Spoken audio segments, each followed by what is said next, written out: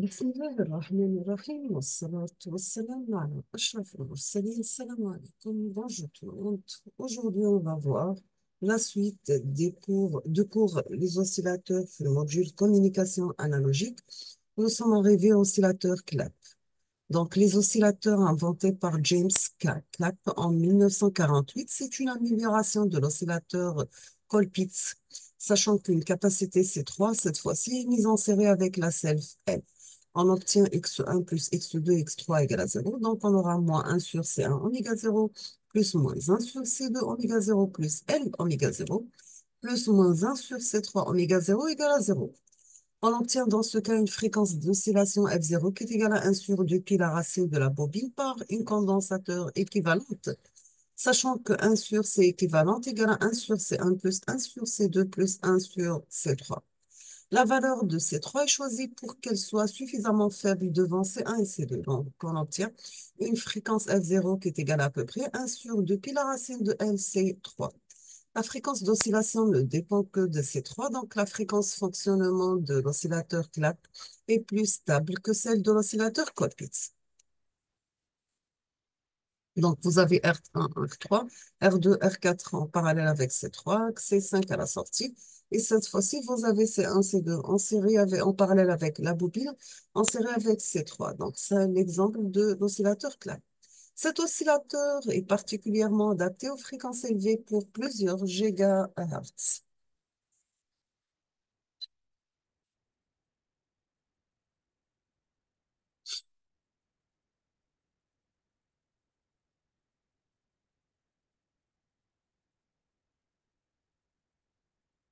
On va entamer maintenant les oscillateurs à quartz. Le quartz, c'est un minéral à caractère cristallin composé de silice, CiO2.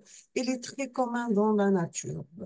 Une de ses propriétés, c'est la piézoélectricité. Si on applique une force mécanique sur les faces d'un quartz, il va générer une tension électrique. C'est une tension électrique qui est appliquée aux bornes d'un quartz. Il subit une déformation mécanique. On appelle ça l'effet piézoélectrique inverse. Donc, une tension électrique, ça devient une déformation mécanique. Donc, c'est l'effet piézoélectrique inverse. C'est une tension électrique alternative est appliquée au bord d'un quartz. Il se met en vibration mécanique à la fréquence de cette tension. L'amplitude de vibration est maximale quand la fréquence de la tension appliquée correspond à la fréquence de résonance de ce quartz. Cette fréquence dépend de la forme et de dimension du cristal et elle est très précise. Donc, vous avez la figure numéro 1, c'est le quartz. Deuxièmement, le composant avec un boîtier. Donc, le quartz toujours dans ces quatre états. Le premier, c'est le quartz avec son boîtier. Deuxième composant sans boîtier. Donc, vous avez ici le quartz wafer. Troisième, c'est le symbole xtétal. Et la quatrième figure, c'est le circuit équivalent du quartz. Donc, vous avez condensateur CP en parallèle avec une bobine, condensateur résistance en série.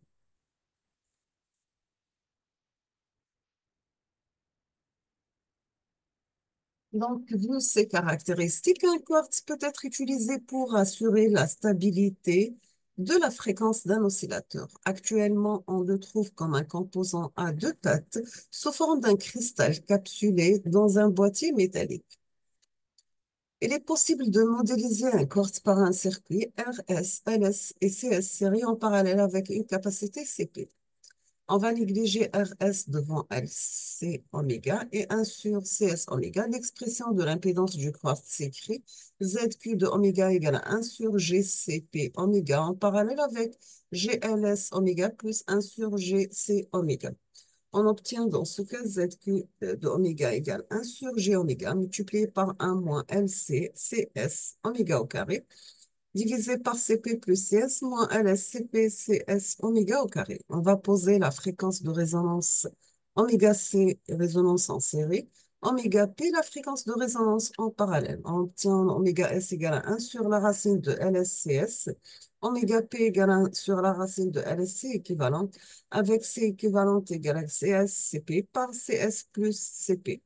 On obtient dans ce cas ZQ de oméga égale 1 sur G, CP plus CS oméga multiplié par 1 moins oméga sur oméga S au carré, divisé par 1 moins oméga sur oméga P au carré. Ci-dessous, les variations de l'impédance du quartz en fonction de oméga. Donc, RS, elle est négligeable, pardon. Voici les variations de ZQ en fonction de la pulsation. Elle est capacitive, puis elle devient inductive et revient capacitive.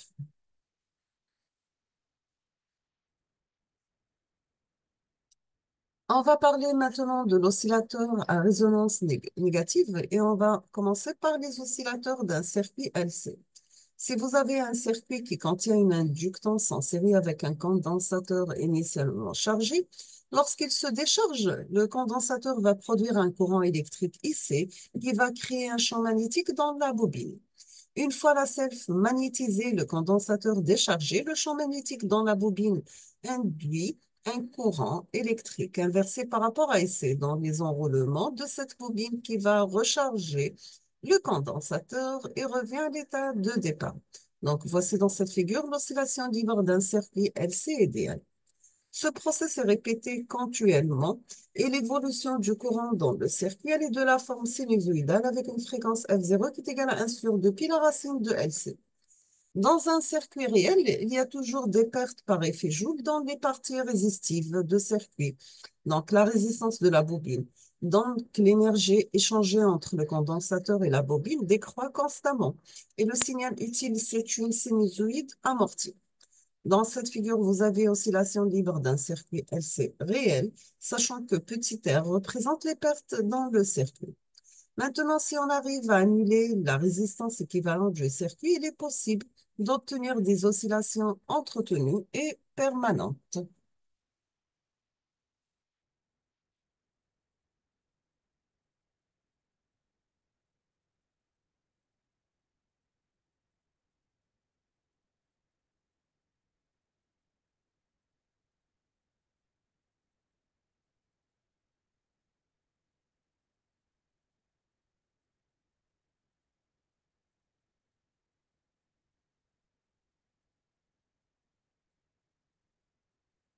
Maintenant, on va voir le principe d'un oscillateur à résistance négative. Le principe est de connecter une résistance négative à un circuit oscillant LC, le cristal ou bien résonateur à cavité, pour éliminer sa résistance équivalente des pertes et créer un oscillateur sans perte et sans amortissement.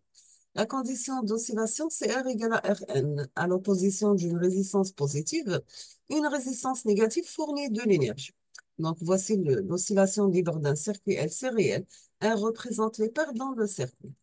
Les oscillateurs à très haute fréquence sont souvent conçus en utilisant cette technique. Troisièmement, on va voir la réalisation d'une résistance négative. La caractéristique courant-tension de la diode tunnel représente une zone V1-V2. L'augmentation de la tension en borne de la diode entraîne une diminution du courant la traversant, ce qui correspond à une résistance différentielle négative. Donc, vous avez R différentiel, c'est la dérivée de R. Donc, c'est la dérivée de V par rapport au courant, sachant que V1 et V2 entre V1 et V2, les deux tensions, la diode a une résistance différentielle négative. Donc ça, c'est la courbe caractéristique de la diode tunnel. D'autres dispositifs actifs peuvent être utilisés pour réaliser une résistance négative comme la diode gain, l'amplificateur opérationnel et les transistors dans certaines configurations en haute fréquence peuvent retourner de la puissance vers l'entrée en raison de la rétroaction interne et donc présenter une résistance négative.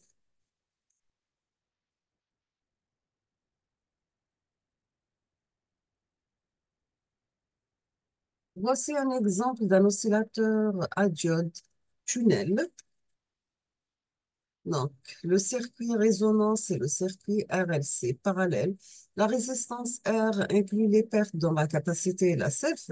Elle sert à fixer le point de fonctionnement de la diode tunnel dans la région de résistance RD négative. En mode de fonction dynamique, R devient en parallèle avec la résistance négative de la diode RD. On va choisir R supérieur à RD, donc la résistance équivalente R en parallèle avec RD est négative, ce qui va amplifier les oscillations avec une fréquence F0 qui est égale à 1 sur 2 pi la racine de LC à partir d'un faible Bernoulli.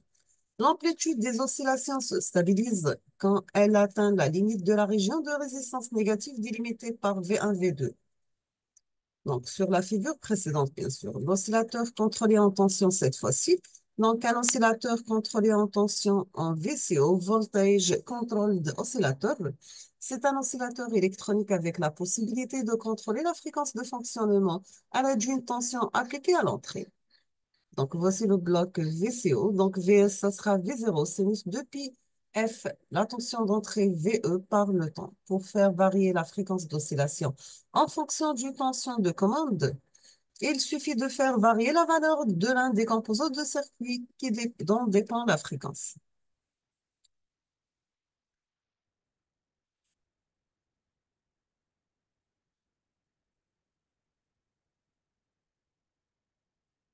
Quelles sont les caractéristiques fréquence-tension d'un VCO? Donc, ci-dessous, on donne la caractéristique de la fréquence du signal sinusoïdal de sortie du VCO en fonction de la tension appliquée à l'entrée. Donc, voici la plage de fréquence, la plage de variation de la tension de commande.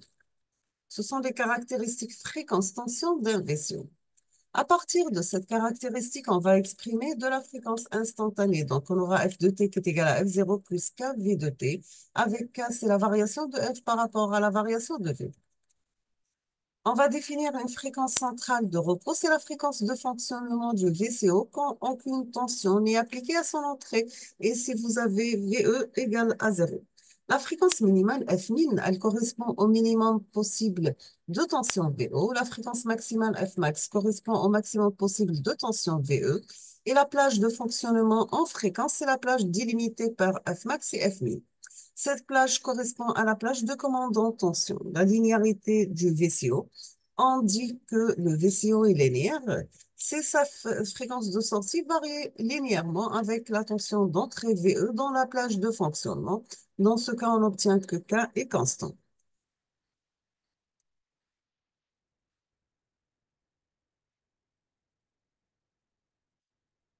On va voir maintenant la diode à capacité variable.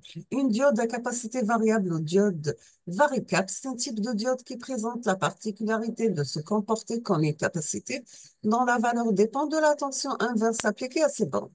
L'ordre de grandeur de la capacité est de l'ordre de 10 à chaque 100 picofarad. Donc, voici le symbole de la diode variable. Vous avez l'anode et le cathode. Et la relation entre la capacité et la diode et la tension inverse est donnée par C de V égale C0 divisé par 1 plus V sur V0 à la puissance 1. Donc, CV, c'est la capacité de la diode quand une tension V est appliquée à ses bornes. V, c'est la tension externe appliquée en inverse sur la diode. C0, c'est la capacité de la diode quand la tension appliquée est nulle. V0, c'est la tension interne de la jonction quand la tension appliquée est nulle, donnée par le constructeur. Et lorsque elle n'est pas sous tension, la diode variable présente sa capacité maximale. Tandis que lorsqu'elle est sous sa tension maximale de travail, elle présente sa capacité maximale. Voici un exemple d'un VCO à diode varicap. Il est possible d'utiliser la diode varicap comme capacité ajustable dans le circuit de réaction d'un oscillateur, ce qui rend la fréquence d'oscillation contrôlable par la tension appliquée sur la diode ou d'un VCO. Dans le circuit de la figure 27, la diode varicap est polarisée en inverse par une source de courant continu.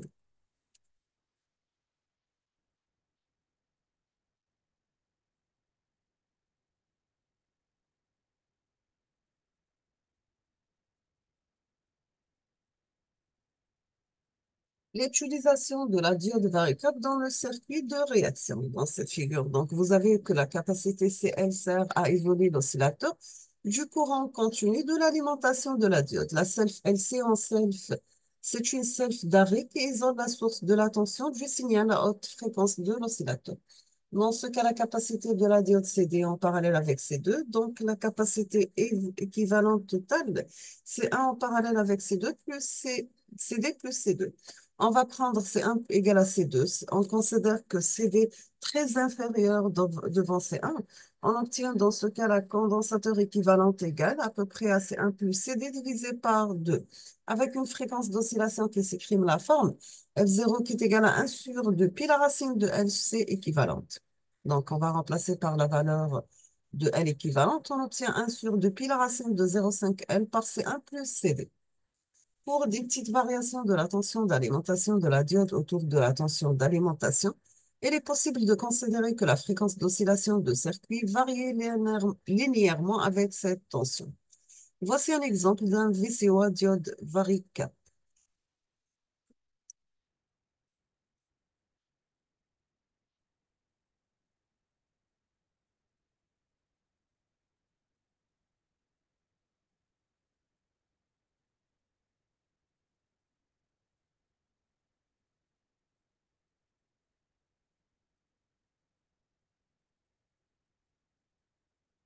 On termine avec simulation d'un oscillateur avec logiciel. Il est possible d'utiliser des logiciels pour simuler le fonctionnement des circuits électroniques en temps réel.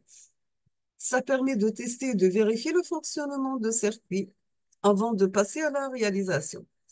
Fortus Design Suite, c'est un logiciel de conception assisté par ordinateur. Il permet de faire la simulation de fonctionnement des circuits électroniques et tracer les circuits imprimés.